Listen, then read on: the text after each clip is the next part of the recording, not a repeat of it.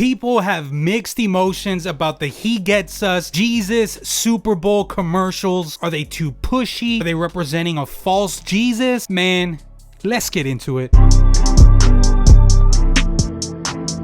It's reported that $20 million went into these commercials, and it seems like people, including myself, trying to figure out who these commercials are for. You have people on the left like AOC saying that this is a fascist move. Okay. But you got people on the right saying that this is representing a false Jesus. Did you find this controversial at all? If you did or didn't, let me know in the comments below. But who are these commercials for? I don't think these videos are for me or somebody who's already a Christian. I know Jesus. I don't need to be convinced that He gets us or He gets me. He's got me. So I don't think these commercials are for Christians. But then I also don't think that these commercials are for people who don't want anything to do with Christianity. I think if anything, it probably offends them. But according to He Gets Us, their target audience are what they call explorers, or in other words, seekers. People who are exploring or seeking or are open to Jesus. And on their website, they seem to be kind of legit. They believe that Jesus is the one true God. They believe that Jesus died, was resurrected. They don't really mention anything about sin or repentance, which has some people feeling some kind of way about them. But really, they exist to find explorers or seekers and connect them to a local church, which I don't think is a bad thing in and of itself. I think that's actually pretty cool. What is kind of odd though is this idea of trying to rebrand Jesus. I don't think Jesus needs to be rebranded. I think Jesus is fine just the way He is. But I would say that I do think Christians need to be rebranded. Because when a lot of people think of Christians, they don't think of Christ-like people. So I'm here for that. I kind of agree with that, but I don't think Jesus needs to be rebranded. Let me know your thoughts down below. Does Jesus need to be rebranded, or do Christians need to be rebranded? But I think I can appreciate their heart, because the reality is Christianity is trending downward in the US. And I think one of the major reasons is because Christians aren't representing Jesus in the way that we should be. I believe there's these two camps that are misrepresenting Jesus, and in return is encouraging people to walk away from authentic faith in Jesus. You've got the hyper fundamentalist, legalist type, where you can't wear a hat to church, no tattoos, can't watch Harry Potter, and God forbid you move those hips to music. Then you've got the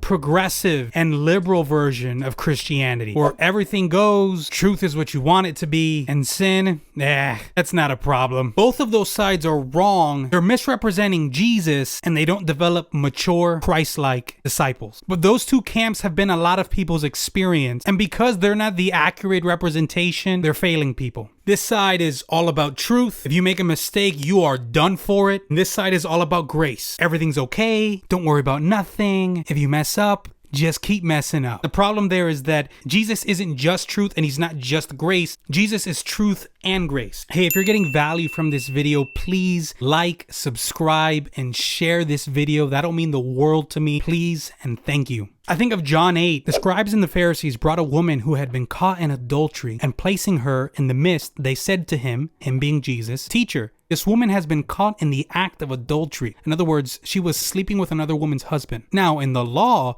Moses commanded us to stone such woman. So what do you say? And as they continued to ask him, he stood up and said to them, "Let him who is without sin among you be the first to throw a stone at her." When they heard it, they went away one by one, beginning with the older ones, and Jesus was left alone with the woman standing before him. Jesus stood up and said to her, "Woman, where are they? Has no one condemned you?" She said, "No one, Lord." And Jesus said, "Neither do I condemn you. Go, and from now on, sin no more." What a beautiful passage representing how Jesus is both truth and grace. The Pharisees come, this woman was caught in adultery, she was in sin, and they're like, "Jesus, the truth is she's wrong, so she's got to pay for what she did." Jesus is like, "Okay, well, if any of you don't have any sin, then go ahead and stone her." Them boys rode out. They didn't want the smoke because they knew that they were sinners just like this lady. And Jesus knew that wasn't the approach to help this lady. What does he do? When all of those guys leave, he's there with her. He lets her know that he doesn't condemn her. He doesn't see her for the mistake that she's done. He's not going to hold it against her. She can be forgiven. That's the grace. But then he tells her,